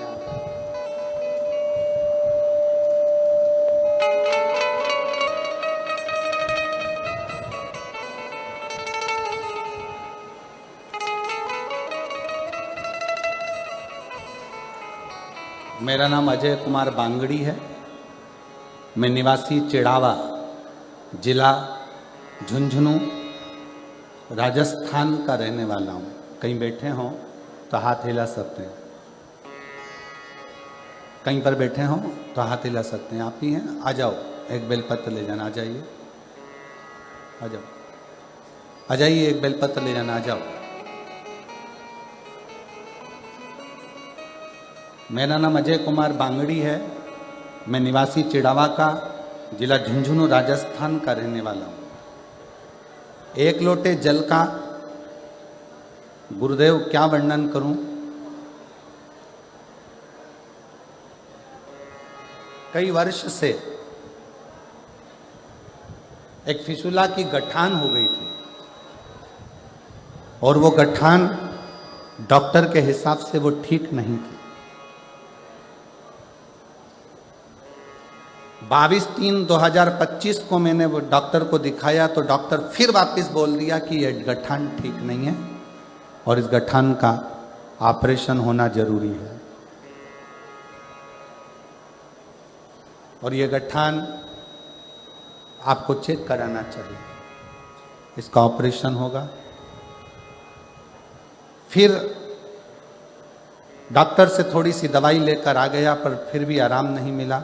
वापिस फिर पुनः 30/3/2025 को फिर वापिस दिखाया, फिर पुनः वही की वही प्रॉब्लम। जहां जहां जिसने बोला मैं वहां वहां गया, इलाज करवाया, पर आराम नहीं मिल पाया। अब हमने विचार करा कि बॉम्बे दिखाएं, तब किसी ने बताया कि महाराष्ट्र में ही कथा चल रही है। कथा का श्रवण कर कर मन में आया कि बाबा इतनी दूर में कैसे कथा श्रवण करने जाऊं। आसन लगाकर कथा सुनता और टीवी पर ही कथा सुनना प्रारंभ करा। शिव जी के मंदिर जाना, 1 लोटा जल समर्पित करना, बाबा से विनय करना कि ये गठान कैसे भी गल जाए। मेरे नज़दीक में जहाँ शिव महापुराण की कथा होगी, मैं वो सुनने के लिए पैदल जाऊंगा।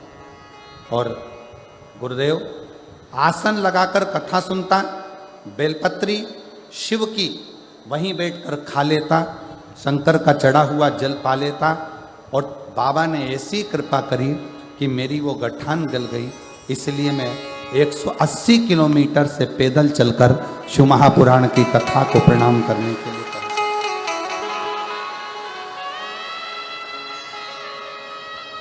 मैं अपने गांव चिड़ावा, जिला झुंझुनू, राजस्थान से 180 किलोमीटर से पैदल चलकर रतनगढ़ पहुंचा हूं बाबा को प्रणाम करने, क्योंकि मैंने बाबा से विनय करी थी कि अगर मेरी गठान ठीक हो गई तो मैं पास में जहाँ भी कथा होगी वहाँ पैदल चलकर जाऊँगा। इसलिए यहाँ मैं पैदल चलकर आया हूँ। शिव तत्व किसको कहते हैं? शंकर की उदारता किसको कहते हैं? शंकर का गुणगान किसको कहते हैं? शिव तत्व किसको कहते हैं?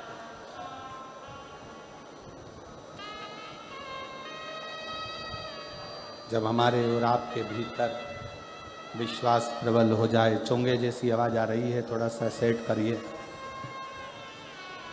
आपके और हमारे अंदर जब विश्वास प्रबल हो जाए, भरोसा दृढ़ हो जाए, तो शिव क्यों ना मिले, शंकर क्यों ना मिले। और मैंने तेरे भरोसे बाबा तेरे ही भरोसे हवा विच उड़ती जावागी बाबा डोर हटो छड़ी राम कटी जावागी भोले मैं तेरी पतंग शंभो मैं तेरी पतंग। शिव की आराधना,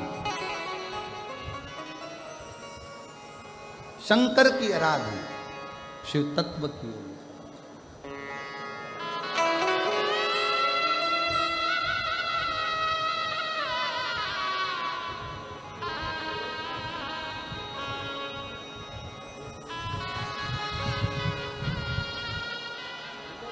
180 किलोमीटर से पैदल चलकर यहाँ पहुँचे हैं और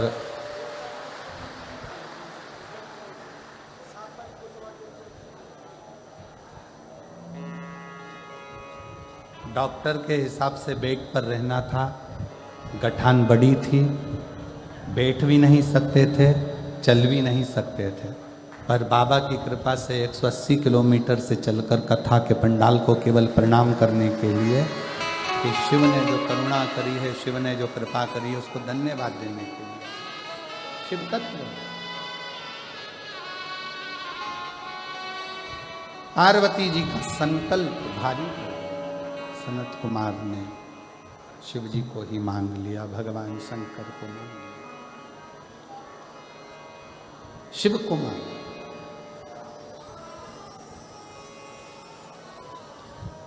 और भगवान शंकर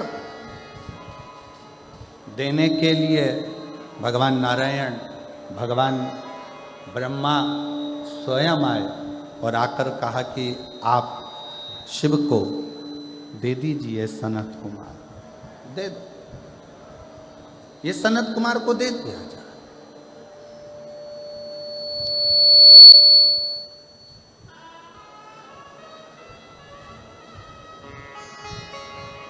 यदि कई जिंदगी में संकल्प लेना हो तो ऐसा संकल्प लीजिए जिस संकल्प के बल पर भगवान हमको मिल जाए। कितने लोग हैं जो रोज शिव जी के मंदिर में जाकर एक लोटा जल चढ़ाते हैं? हाथ उठाओ जरा सभी लोग। बहुत बहुत धन्यवाद, प्रणाम, आपके चरणों को नमन करते हैं, प्रणाम। जाना चाहिए। एक संकल्प अपने भीतर लो, एक संकल्प अपने अंदर उतारिए कि शिव के मंदिर में जाकर एक लोटा जल समर्पित कर लो।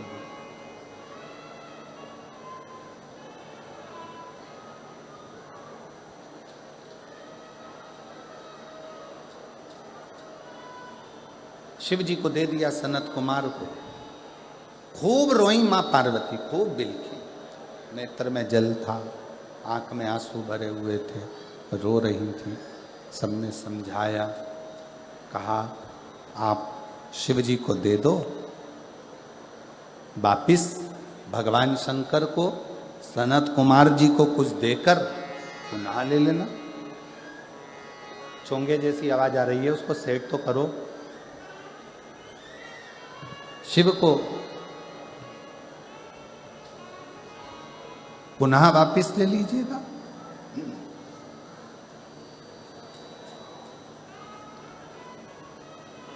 सनत कुमार जी को शंकर भगवान दे दिए गए, बाबा भोलेनाथ दे दिए। अब शंकर भगवान को लेके सनत कुमार जी एक वीराने में बैठकर, जरा ध्यान देना, सनत कुमार जी जैसी चतुरता जिंदगी में रखना। मांगा भी, पूजन की दक्षिणा में अगर कुछ मांगा तो स्वयं शंकर को ही मांग लिया कि मुझे शिव। मुझे शौक।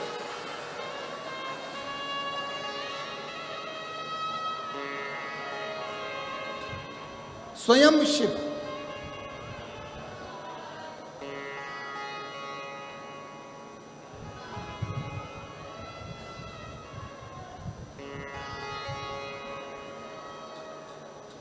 और देना हो तो जन्म जन्म मेरे सिर पर रख दो भोले अपने ये दोनों हाथ।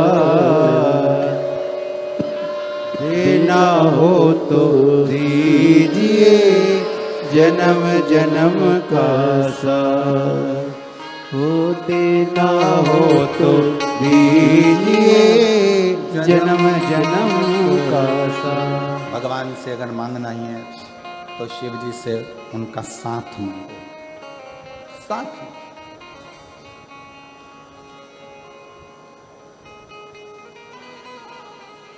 सनत कुमार ले गए, वीराने में बैठ गए।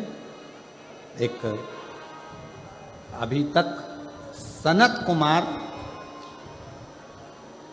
कथा कहते थे, सत्संग कराते थे, तो सनत कुमार ऊपर सिंहासन पर बैठते थे और नीचे श्रोता बैठते थे। आज सनत कुमार को ऐसे वक्ता मिले हैं, स्वयं देव अधिदेव महादेव स्वयं शंकर मिले हैं, तो सनत कुमार नीचे बैठे हैं और शंकर भगवान एक शिला पर बैठकर सनत कुमार को ज्ञान उपदेश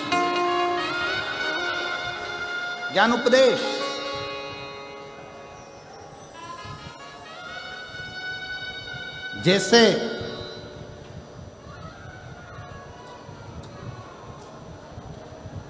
बुढ़ापा सुधारने के लिए 3 चीजें बहुत जरूरी हैं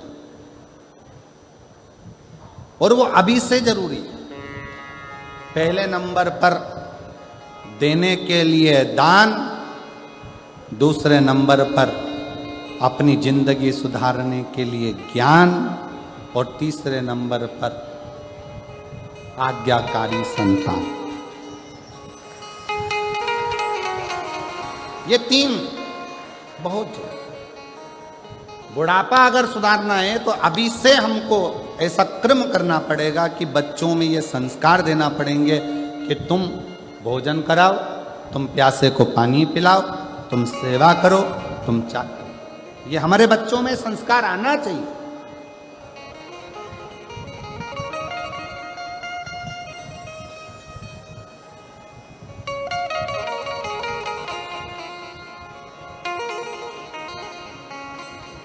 आजकल एक नया ट्रैक लगा लिया लोगों ने, एक नया ट्रैक चालू कर दिया कि कहीं भंडारे में भोजन मत करो। महाराजों ने अपने अपने प्रवचन में कहना चालू कर दिया। हम उन महाराज जी से पूछें कि आप अपने दिल पर हाथ रख कर देखो कि आपने बचपन से अभी तक एक बार भी क्या भंडारे में भोजन नहीं करा होगा? प्रवचन देने से पहले अपने ऊपर भी अमल किया। शिव महापुराण की कथा तो जाने दो, महाभारत का चरित्र कहता है कि पांडवों ने यज्ञ की रचना करी और उस यज्ञ में घंटा लगाया और घंटा बजा नहीं, तो पूछा ये घंटा क्यों नहीं बजता? ये घंटा क्यों नहीं बजता? ब्राह्मणों ने कहा भंडारे के भोजन में कोई भूखा रह गया है, इसलिए ये घंटा नहीं बज रहा। पता करो कि भंडारे के भोजन में कौन भूखा रहा। पूरी हस्तिनापुर को छाना गया। एक झोपड़े में एक संत बैठे थे। जाकर भीम ने और युधिष्ठिर ने हाथ जोड़कर पूछा कि आपने भंडारे का भोजन नहीं किया क्या? संत कहते हैं मैं भोजन करने के लिए आता, पर मुझे थोड़ा सा पुण्य चाहिए। पुण्य?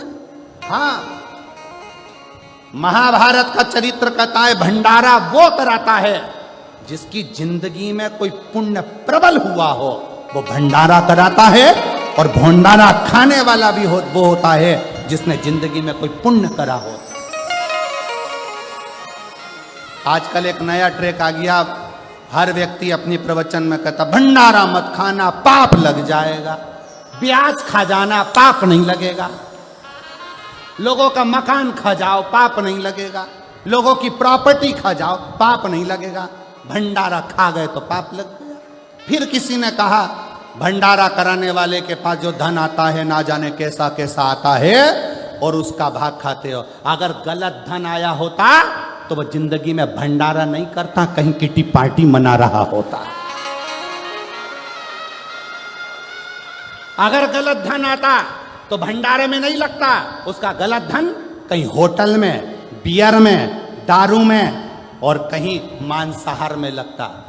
उसका धन अच्छा था इसलिए उसने भंडारा करा और तुम अच्छे थे इसलिए भंडारा खाए।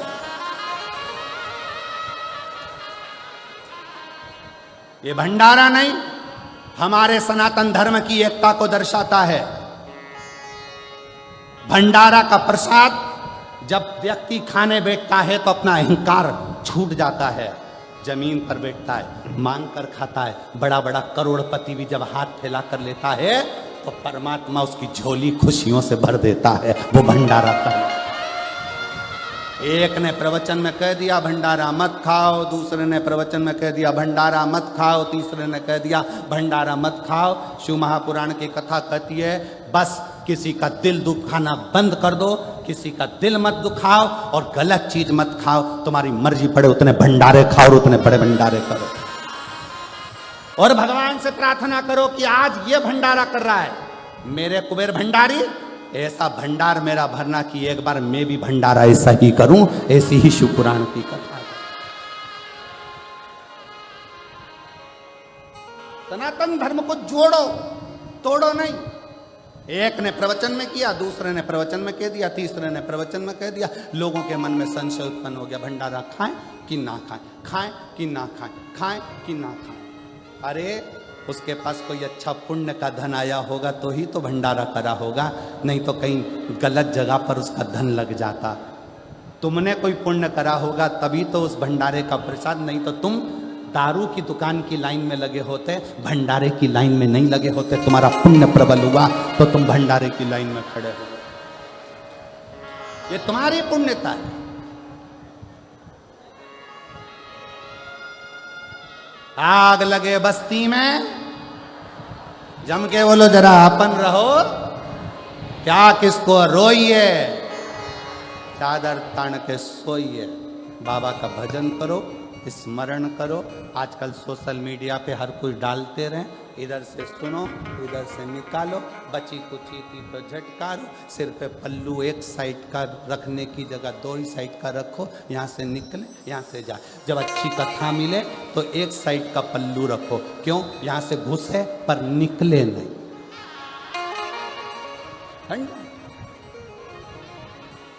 कहने वाला कहता रहेगा, तुम करते रहो।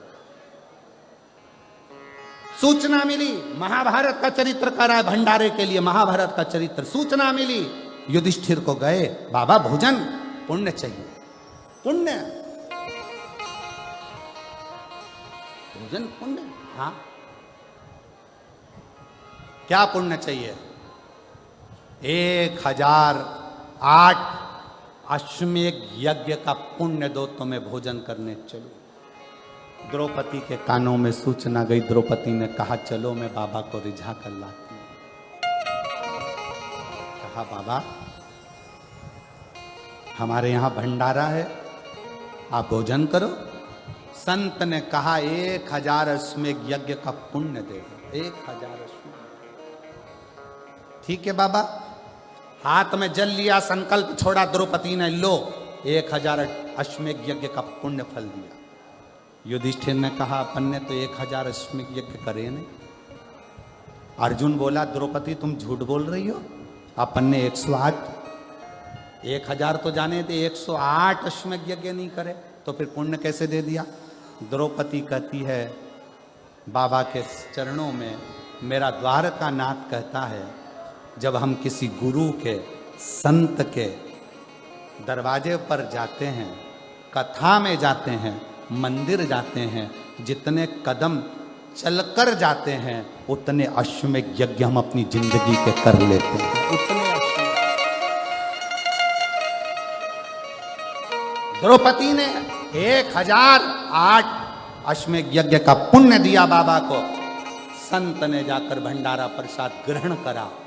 इधर का पुण्य और उधर का पुण्य जब मिला तब यज्ञशाला में लगा हुआ घंटा अपने आप बज गया, अपने आप। ये महाभारत का चरित्र कह रहा है, ये महाभारत की कथा कह रही है।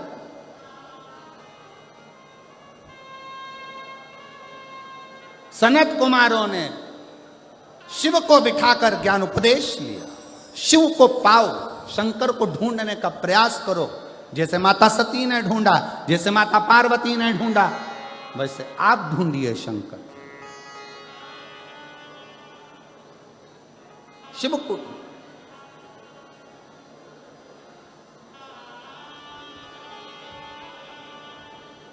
कितना सती मैया जलकर भस्म हो गई, हिमालय राज के घर में पार्वती के नाम से प्रकट हो गई, और वो पार्वती मैया बाल्यावस्था से शंकर को रिझाने में लग गई, शंकर को पाने के लिए, शिव को पाने के लिए।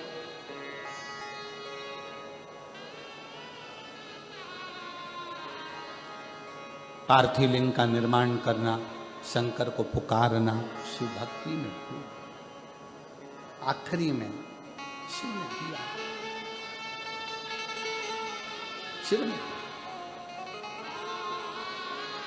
क्या चाहिए पार्वती? पार्वती जी कहती हैं मुझे शंकर को पति बनाना। कामदेव जलकर भस्म हो। शिव विवाह के पहले कामदेव जलकर भस्म कर दिया, क्योंकि शंकर काम के लिए शादी नहीं कर रहे हैं, शंकर राम कथा के लिए शादी कर रहे हैं, राम के भजन के लिए।